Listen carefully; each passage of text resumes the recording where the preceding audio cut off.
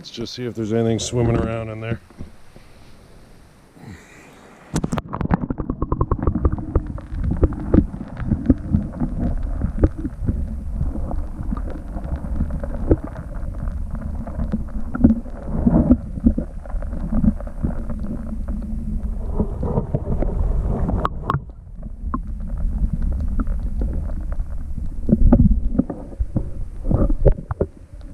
If there's anything in there, but we're taking a peek.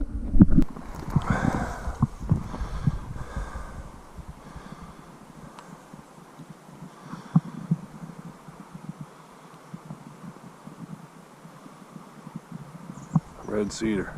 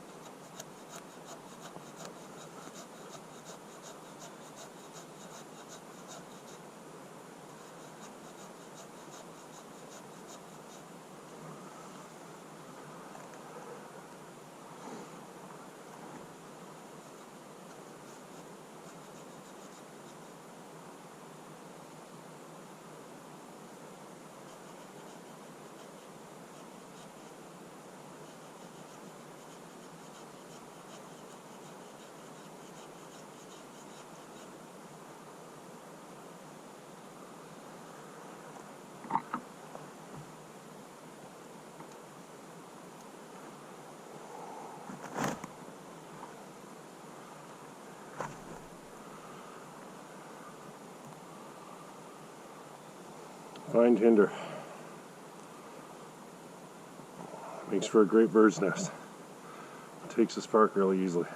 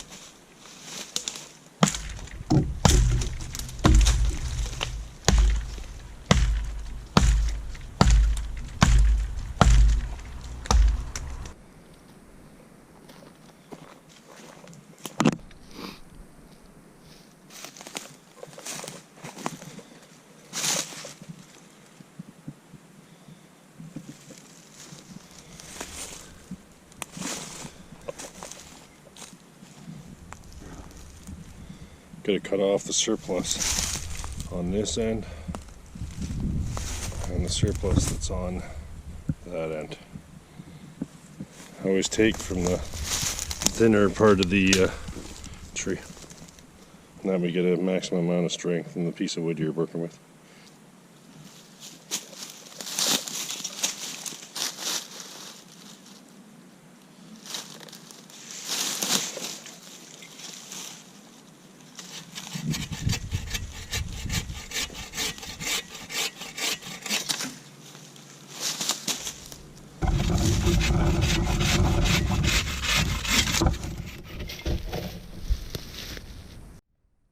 So you can see both branches now being cut, where they're going to be just a little bit longer than the trees that they're going to be lashed onto.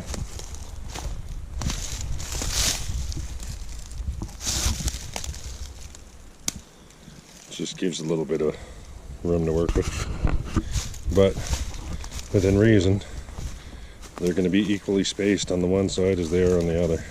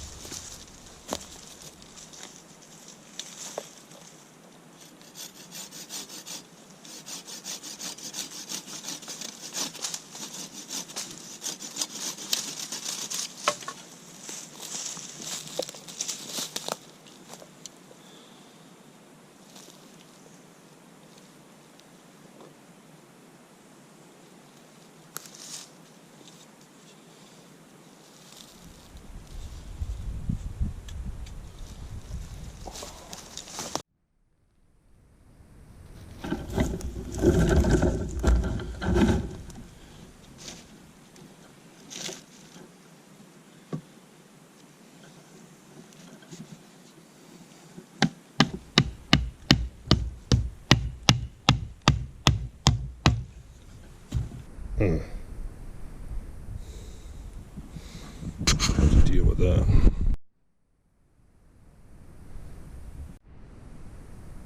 I know. Safety last. I'll put my gloves on.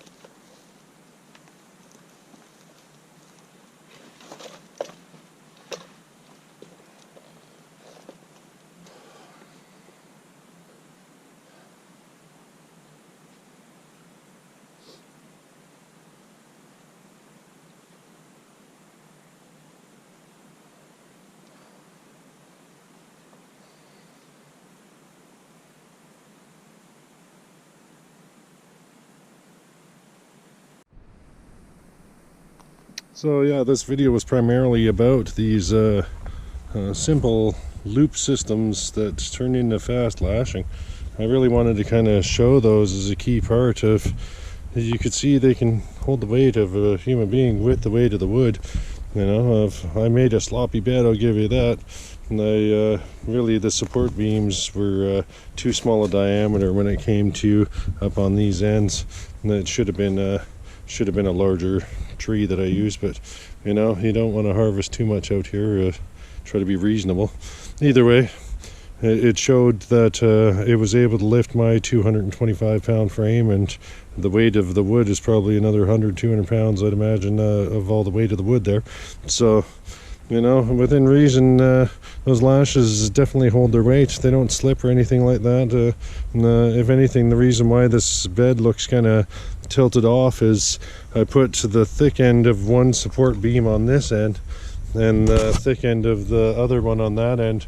If they were both on the same side, it would just look like a bowed bed more. But right now it looks like it's got kind of a skew to it, but that's just to make sure it all balances.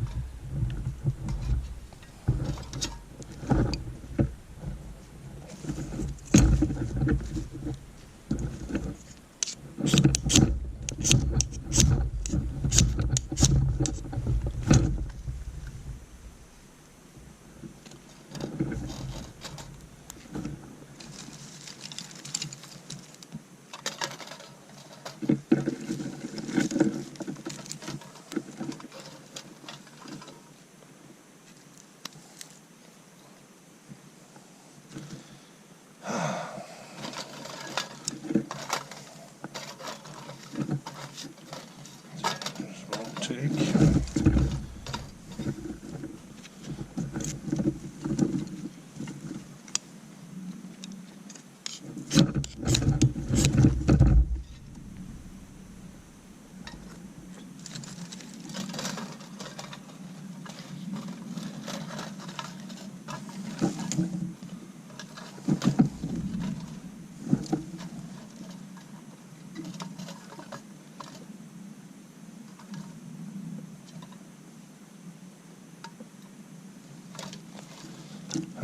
Just garbage.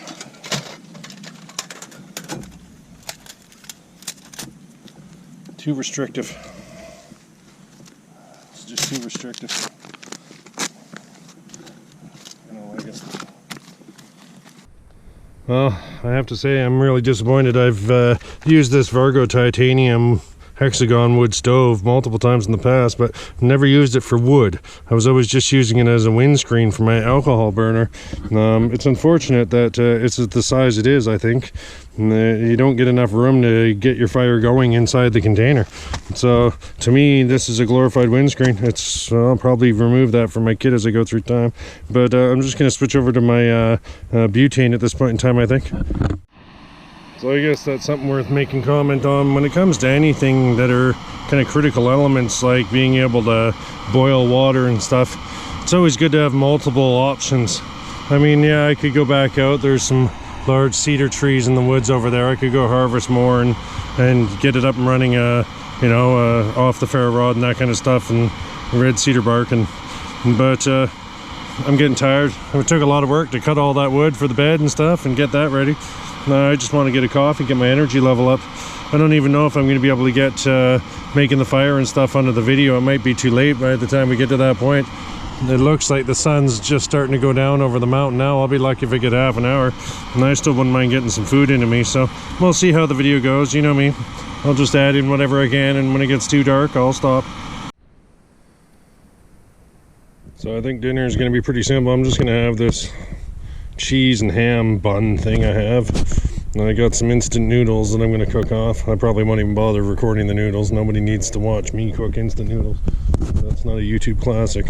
But I'm going to eat my dinner and stuff, and I'll cut back.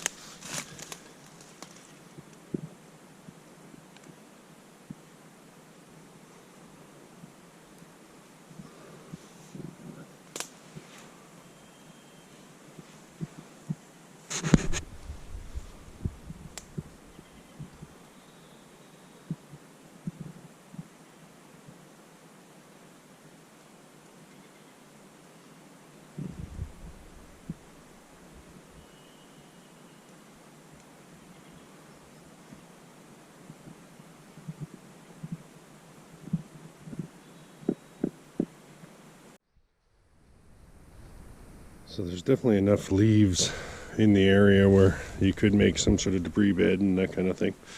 You could build upon the frame that I've done as a starter, if you will. I'll destroy it and leave no trace that I was here when I leave. That's just the nature of me, but I can see that there'd be future potential to do that if you were to stay in this area for a few days. And like I say, those leaves seem to go up and over the hill, and it's good.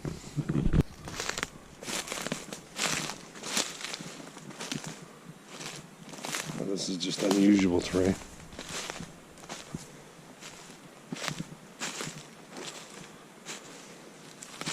I'm not used to seeing this.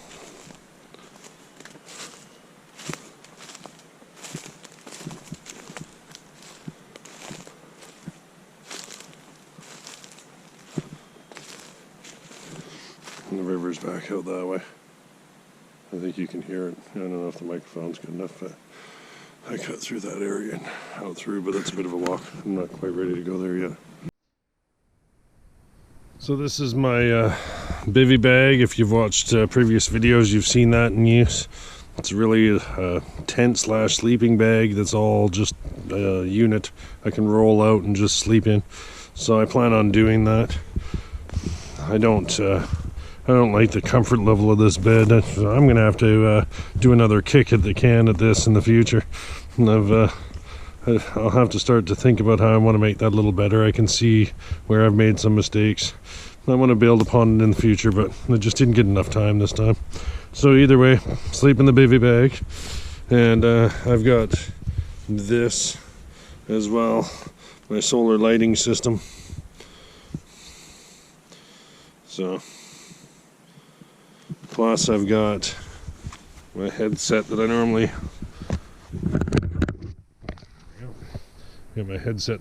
would wear do the job, but yeah, I'm a little disappointed in this bed setup. The main thing that I got to see out of this was that the fast lashings worked as expected and held the load and everything without it being a significant issue. That pleased me, given the speed at which you can hook these things on. So I don't know if I like the Marlin spike hitch one quite as much as I do just using these loops, and kind of, you know, this one looks better on the camera, but yeah, using these loops, they were fast and simple, and I normally have a pile of those loops sitting in my bag, pre-made for Prusik loops and that kind of stuff to use on ridge lines, and I use loops all the time. So they're just made with fisherman's knots to tie the loop to itself. And like I say, I know there's some variants that can be done on these. That one only has the one. I really like this variant idea because automatically I've got multiple layers of cordage that are supporting the object. So I'm keen on that one. And then, like I say, I might even try to come up with an idea or two to make that so it's a little more flexible, but I'll put it to ponder. Like I say, normally I would just turn around and have my canvas tube that nylon tarp tube that I put between the splitter logs, and 3/4 of this work wasn't necessary really. So I'll probably still use that for myself moving forward, but it's nice to go back and do more primitive level things. I know with these cordage I could easily make spruce roots do the equivalent of what those things are doing, so, you know, given a few little switches and knots and stuff, but nothing major. I think I could pull this off in an absolute primitive method, doing the same kind of fast lash and all that kind of stuff. But yeah, I'll leave it at this. So hey there, fellow YouTubers. Well, thanks for tuning in to another one of my bushcraft adventures. I know the format of this one has been a little different. I was trying out different things. I really, the key thing to me in this video was these fast lashings. I wanted to see that they could handle the weight of my body and the wood and stuff.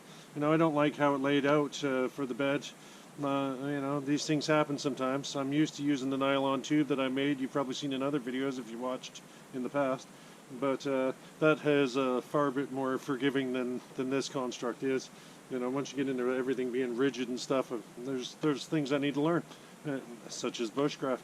But if you enjoy this type of content, like, share, and subscribe, and thanks for watching. Cheers.